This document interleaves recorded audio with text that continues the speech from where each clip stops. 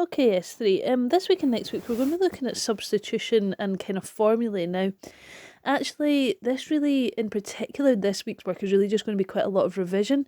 You've been doing this for the last few weeks when we've been looking at area, when we've been looking at volume. It'll just be that some of these formulae will maybe be a little bit trickier than what we've been used to, or a wee bit different, okay? But this week's work in particular, I don't think you're going to find too difficult, especially for those of you who have been doing physics as well. Next week's will be a bit different, okay? We're going to look at worded formula, and so that might just be a little bit extra. So hopefully we can just take this week's work and build on it. You've already done this, as we've said, guys, so the first exercise in particular that you're going to look at, but really both exercises you're going to do this week, it should really just be about making sure that we're on top of this topic and that we're setting our work out properly. So, really standard question first of all, if x is 5 and y is 3, evaluate. And we've got lots of different kind of questions here.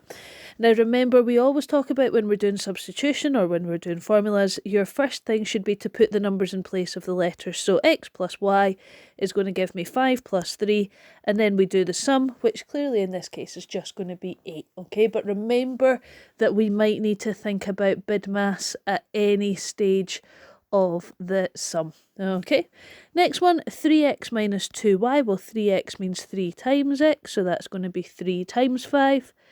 Minus 2y, 2y is going to be 2 times 3. So using BIDMAS, we multiply first of all, so we've got 15 take away 6, and 15 take away 6 is going to be 9. Okay, so we've got our numbers in place, and then we work it out to get our answer. C, x, y, remember 2 letters right beside each other are just multiplying each other, so xy means x times y, so that means 5 times 3, which is 15. And then similarly, 4xy means 4 times x times y, so 4 times 5 times 3, which is going to be 20 times 3, which is going to be 60. Okay. You'll see that as we go through E, F, G and H, it's going to get a wee bit trickier, but not a huge amount. It's just more the BIDMAS that we're going to have to think about here. So, in E, we have x plus y over 2. So that's going to be 5 plus 3 over 2. So we've got a fraction, which we can think of as a divide, but we need to tidy up the top line of the fraction first of all, folks. Okay, so 5 plus 3 is 8. We're left with 8 divided by 2, which is going to give us an answer of 4. Some of these might work out as fractions, some of them might work out as decimals. Okay, we just need to wait and see as we go. In F, we've got 4x plus 4 divided by 6. So first of all, we're going to have 4 times x plus 4. So that's going to be 4 times 5 plus 4. And then that whole thing is going to be divided by 6. Not 3, don't know where that came from. Okay, so 4 times 5 is 20. So I've got 20 add 4 divided by 6. Now I'm just going to go sideways here because I'm running out of space, which is 24 divided by 6, and 24 divided by 6 is 4. Okay, apologies, just ignore that wee software update thing. X squared, different one. X squared means we're working out 5 squared, and remember 5 squared is 5 times itself, which is 25. And then x plus y squared, we're going to have 5 plus 3 squared.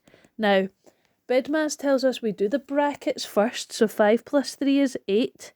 So I've got 8 squared, which is going to be 64. Okay, folks? We've got 64. So the first exercise that you're going to do this week is basically just looking like that. It's lots of questions, okay, where you're working through. I've only set you 2 exercises for this week, okay, and that should be enough to keep you going and keep you busy.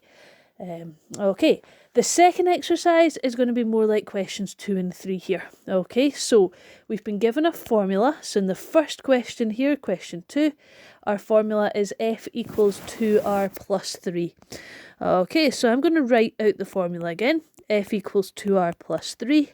And then we're told in the question that R is 3.4. Okay, so we're using a decimal this time, but that's okay. So 2 times R, which is 3.4, plus 3.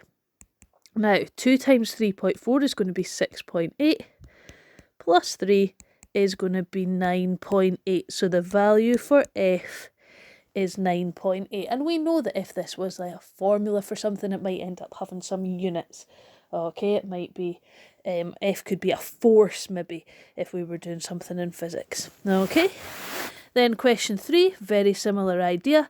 W equals mv divided by 10. Okay, and we've to find W if m is 80 and v is 4.2. So W equals mv over 10. M is 80. V is 4.2. So 80 times 4.2 divided by 10. Tidy up your top line first of all, and you can use a calculator, or you can do it without. Times it by 80, times it by 10 is 42. Times that by 8. 8 2s are 16, 8 4s are 32, add the 1 is 33.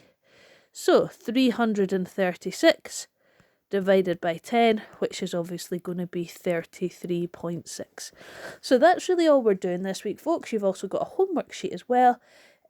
So just let me know if you need a hand with any of it. Okay, and I will speak to you in class.